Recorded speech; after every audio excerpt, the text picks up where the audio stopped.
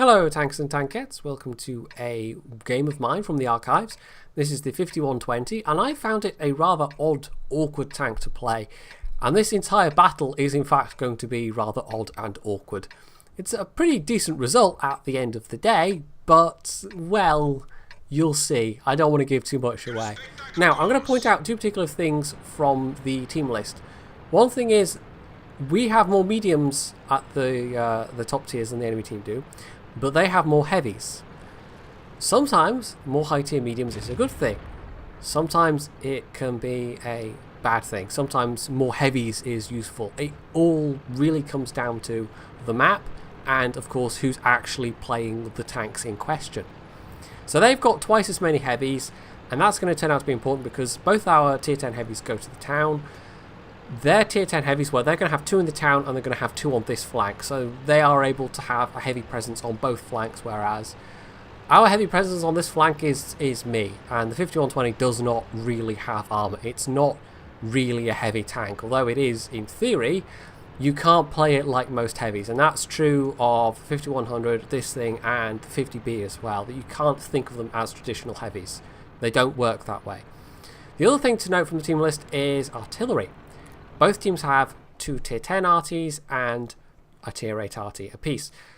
Their tier 10 arties are actually platooned up together, and their tier 8 is platooned up with the scout. One of our tier 10s is platooned up with a scout, and I don't think the other 2 were in a platoon. So the fact that there is that artillery, well, that could be an important factor. Again, we'll see.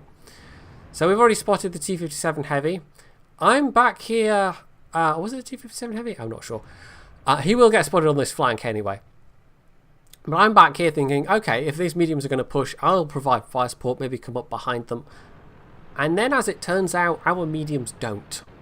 They all just kind of sit here. And in fact, we're actually effectively a medium down right now. Our 121, who will eventually move. So I'm not sure if he was just AFK for the first part of the battle, or if it actually was a bot. It's up, you know, I can't tell from what I saw of him doing. It's kind of all up in the air, like it could be either. But we're also a tank down at the moment just because of that. So we've lost our 1390 scout, unfortunately. That 140, thought I could maybe get a shot, but as you can see, I'm being extremely shy of artillery. The Conk GC especially, like, I knew that those guys were platooned up. I usually check the team list at the start of the battle to see who's platooned up, who might cause a problem. Even if you're not using XVM like I don't, you can still glean useful information from seeing who's platooned up with who. So I'm very shy because the Conk GC could potentially one-shot me. I've only got 1750 health. A penetrating shot will potentially just knock me out in one go. And that's something that I have learned playing the French autoloading heavies, is that artillery loves a squashy French tank almost as much as it loves a Waffenträger or a big slow machine like the Tog or the Mouse. You will more often than not get focused by artillery in these things because they know that if they can hit you, if they can get a penning shot, they will do a lot of damage, and even if they don't kill you outright, they'll probably severely wreck your internal modules. Anyway, we've lost our IS-7. Our E-100 is getting mobbed. Like, those guys went off alone into the city. Our mediums, you know, if our mediums had gone, some of them at least gone that way, that may have made a difference. The Foch maybe could have gone that way. He's got better armor. I can understand the Waffenträger being rather reluctant to go and face off against top tier heavy tanks. Meanwhile, our mediums still not doing a whole lot. I mean, the 121's moved up.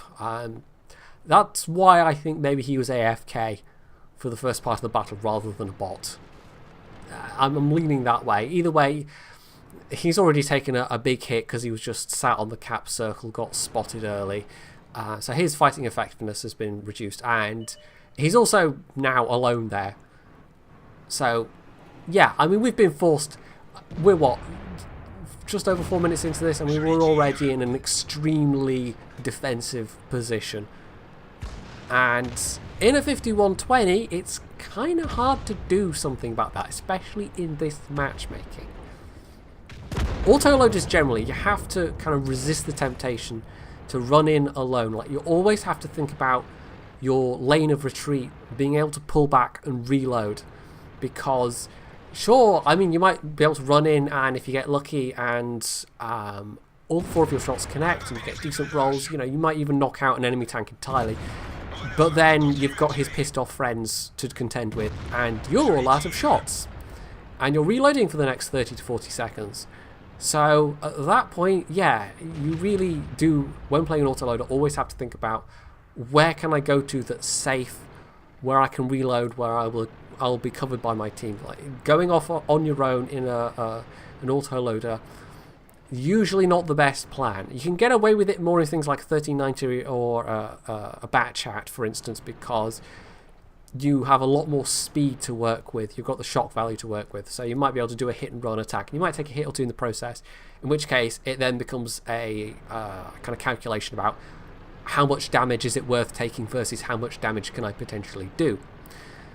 But that's not the case here at all. I'm in a much slower machine than a bat chat, and we are severely on the back foot right now. So both the T-57 Heavy and the other enemy E-100 have been spotted on the southern flank. Now, their IS-7 did die at least, so that's one less heavy we have to contend with, but we also know there's 2 tank destroyers back there. So, yeah, this is one where them having... if we'd had more competently played high-tier mediums, I don't know, everybody was very hesitant, and it might just have been that artillery factor. I mean, there we go, I took out the E-100. He took a big hit from our arty. I'm now worried about taking a hit from their arty. They're as worried about our artillery as we are theirs. I mean, we've lost one of our T-92s who didn't pull back nearly quick enough. You know, you might have noticed earlier, I tried to ping him to pull back, but as it is, yeah, that might explain their hesitancy. Like, our mediums were not in control of the southern flank at all. They were playing in a very defensive posture. And the same is true of the north. But, of course, in order to for the enemy team to push either the north or the south flank, they've got to cross open ground to do so. We've still got a T-92, and we've still got that Lorraine Tier 8 arty. So, yeah, and of course, we're all back here, and I'm back here because it's not out of choice. It's just, this is, like, what else is there for me to do? If I'd gone forward into the city, even with the E-100 and the IS-7 on our team, I still don't think my 4 shots would have been enough to make a difference. You know, I might have unloaded a clip and maybe loaded a second clip in time to do a bit more damage, but I'm pretty sure I would have died. And by the time I'd noticed what was going on in the city, it was too late to get over there anyway. I mean, this is a fairly mobile, heavy tank, but it's not a substitute medium tank, I think, by any means. So, the E-100, one of the mediums, are pushing up. The T-57 Heavy is probably back there as well, somewhere on the southern flank. Those tank destroyers that were spotted in the town, they don't seem inclined to push up, so I'm going to turn my attention south. And I actually, I think one of the things I could have done different in this battle, and this is obviously all with the benefit of hindsight, because this was 096, and actually in 098 this map looks a bit different these days, especially on the southern flank. But one of the things I could have done was maybe be more active on that southern flank. But of course, I didn't know that we weren't going to get pushed by tank destroyers. So, yeah, I don't know. I possibly called it wrong here. I possibly could have been more in the south, more getting my hands dirty. Although, of course, that runs the risk of being hit very hard by a artillery. Even the Tier 8 arty could cause me a huge amount of pain with a penetrating HE shot. And the 55-58, the batch-out auto-loading arty, that, you know, has the least chance of doing a damage per shot, but it's an auto-loading arty, so of course it's got another shot for you just a couple of seconds later. Anyway, our T-62A managed to get round behind those guys. All that's left of the enemy team, apart from artillery, is those 3 tank destroyers, and we know where they were. So, the war of attrition that was the southern flank, where we've come out victorious, just about. And I've done actually a reasonable amount of damage so far. For me, playing this thing, you know, I never really got massive damage counts, apart from on a couple of rare occasions. But I've already done over 2,000 damage. A big chunk of it was on that E-100, and a couple of those shots were pretty lucky, actually. Like, one of the reasons I struggled with the 5120 was the gun handling. It's an okay gun, but it's got that classic French derpy gun handling. It's like the Russians almost, except the French guns are generally more accurate at the end of the day than the Russian derpy ones, but they do a bit less damage. But anyway, I figured, okay, 122.54, I said 44 there, he's got to be alone. Turns out he's quite low health. Okay, got to knock over a thing to, oh, never mind, artillery got him. But yeah, again, I probably could have moved up against him sooner, because he was alone and isolated. And so therefore, if you ever see someone like that on the mini-map and you know that they're alone and isolated, well, that's a good target to go for, and that weakens the enemy. And we were able to take him out. You know, the 140 had the exact same thought. And so that's one tank down. I've just been spotted, but it's fine. I'm reloading. I've got to run away anyway. T-30, well, I'm hoping the 140 can handle him. I've got to really go handle this object 704, because if we're both trying to get to the T-30 and the 704 is shooting us in the sides, that's going to be pretty bad. I don't think I'm going to get there in time to help our artillery though, but you know, our arty at this stage of the game is probably not going to be a decisive factor. Now unfortunately the Conk GC takes out the object 140, which just leaves me, the T-62A, who has been pushing around the south. You know, he's not been idle. He's been trying to go round to take out their artillery, but meanwhile that just leaves me defending the cap, so their arty's focus is going to entirely be on me. And given how far the T-62A is getting round, their artillery's been pretty active, the Tier 10 platoon. They've actually been looking at the minimap, seeing what's going on, and look at this shot. Like, 6 times out of 10 that probably would have missed with the French gun handling, but you know, that time, okay, it worked, it's fine. And he's now a one shot. But oh, there's the Conk GC. I am just, yeah, I'm wary of, like, even though I've got full hit points, I'm wary of taking any damage, because those artillery could be really painful. Anyway, the 704, I kind of, like, I did think about playing right around the corner into him, and instead I kind of came down this way, and he clearly thought I was going to go around the other side, so I was able to outplay him without too much difficulty, come out at an unexpected angle, and that's where that mobility of this thing comes in useful, and the clip especially, because the first shot bounced, bit of a snapshot, the second shot was ready within a pretty short space of time. This thing, I mean, the reason I didn't keep it, and it's actually had a HD model now, which looks rather nice, but the reason I didn't keep it was once I got to the 5120 and played with that bit, like, it's the same gun, but the handling is so much nicer. It just feels like such an upgrade that there really wasn't any reason for me to keep the 5120, because the 50B, by comparison, is a much more pleasant machine to play. You actually have more frontal armor as well. It's actually got the strongest French frontal armor of any of the heavy tanks. The second place is actually the ARL-44 down at tier 6. But it's, you know, most people know to shoot at the turret of these things regardless. But, and there we go, he's going to get the T-30. It does take a hit in the process, but he can afford it. And also, yes, their arty having a good old complain in the chat, which I thought was particularly amusing. Like, don't you know who I am? Can't you see my WN8 rating? How dare you shoot at me, you filthy peasant? Yeah. And then, you know, they just had to get that final last little insult in because, of course, yes. If I ever get like that, if I ever get to be the kind of player that's like, you know, they were clearly XVM users, you know, like we can read between the lines there. If I ever get to be the kind of player that uses XVM and is like, oh my god, how dare you shoot at me, your WN8's worse than mine, don't you know who I am? Can't you see my WN8 rating? Yeah, if I ever get to be that kind of player, just feel free even to give me a thorough slapping, because I will deserve it, definitely. So, the scores, there's quite a contrast between the top half and the bottom half of the team. I mean, the 121 that was useless was still halfway up our team. So, you know, there's that. And the T-62A that was alive at the end, I think he got a bunch of spotting damage. I even got a bunch of, well, not a bunch, but some spotting assistance damage.